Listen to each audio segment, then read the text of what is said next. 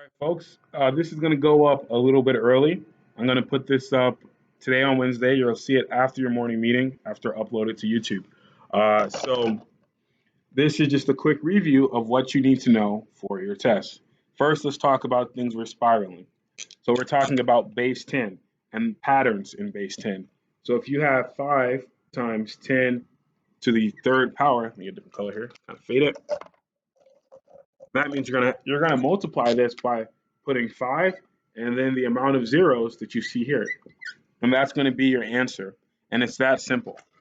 It can also be shown, so if we have 7 times 10 to the first power, there's only one exponent here, so you're going to be 7, add 1 0. This shortcut can also be used when you're multiplying by base 10 multiplied out. So 2 to the second power is the same thing as 100, right?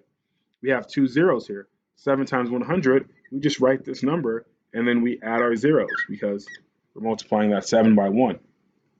This doesn't make sense. Come into OpenZoom, go to our class YouTube and look for this video, or put in base 10 in YouTube and find another video if mine are not sufficient for you. Okay, another thing is estimating and multiplying. So if we have 23 times 180, right? So first thing you have to do is you have to round. So if I don't tell you round to this place value, you're going to round at the greatest place value available. So for example, here, our greatest place value is the tens place. So we're going to round to the nearest tens place. Here, our greatest value is in the hundreds place. So we are going to round to the hundreds place. Okay, so I'm going to round both, and then I'm going to multiply. Okay, so we're going to make our dome here.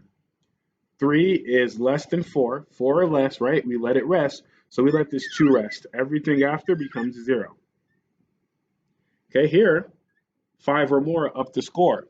So that means that this 1 is going to go up by 1 to 2. Everything after it becomes 0.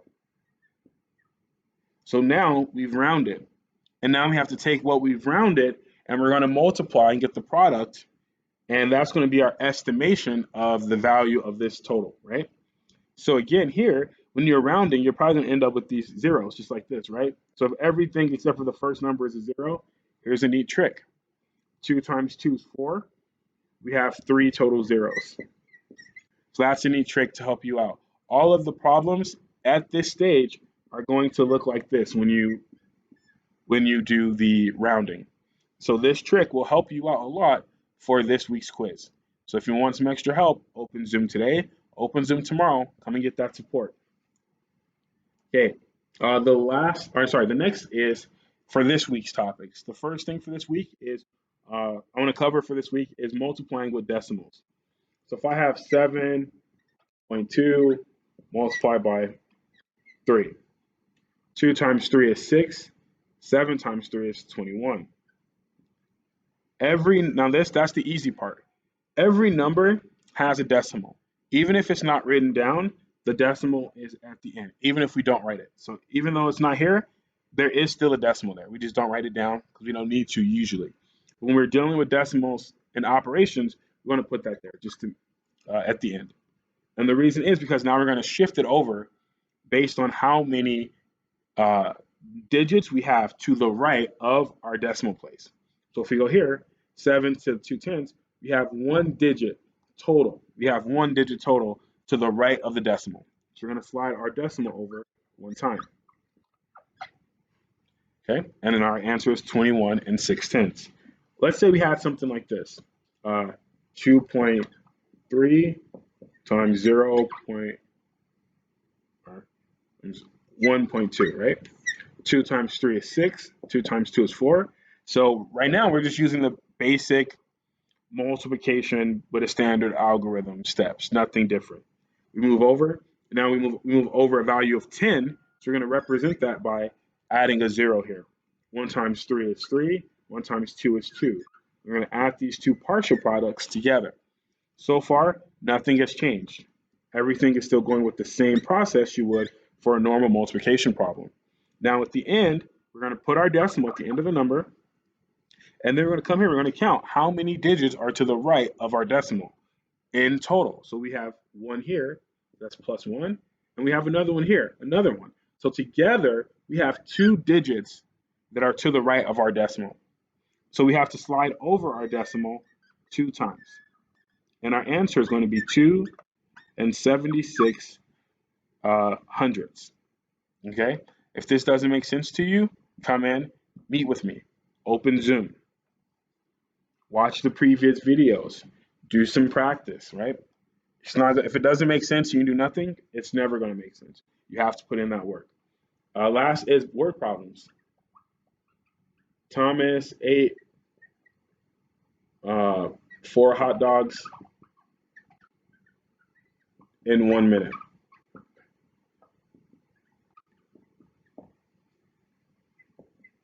If he eats hot dogs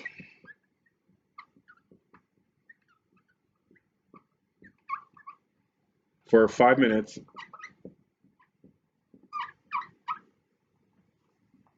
how many hot dogs will he eat in total? Okay, so for this level of multiplying using word problems, every single problem is going to kind of fall into the exact same template. Okay, so you're going to have something and something, and then you tell me what it is, right? So we have 4 hot dogs. So he eats 4 hot dogs every 1 minute, right? So we know what the rate is. We know how long it takes him to eat hot dogs. So he's eating 4 hot dogs, and he's doing that every minute for 5 minutes. So it's going to be 5 groups of 4. So 4 times 5 gives us 20. Okay. Another way we can do it is, okay, so let's look at our time. So we have a bar graph here. And how many minutes is he going to be eating? So here we have an unknown number, right? But we know that he's going to be eating for 5 minutes. 1, 2, 3, 4, 5. So we're going to section this off into 5 groups. Every minute he's going to eat 4 hot dogs. So the key, and then you just add them up, 4, 8, 12, 16, 20. The key to being successful with word problems is thinking. There's no other way around it. If you do not think critically and use your intelligence, because I know you guys are capable, it won't make sense.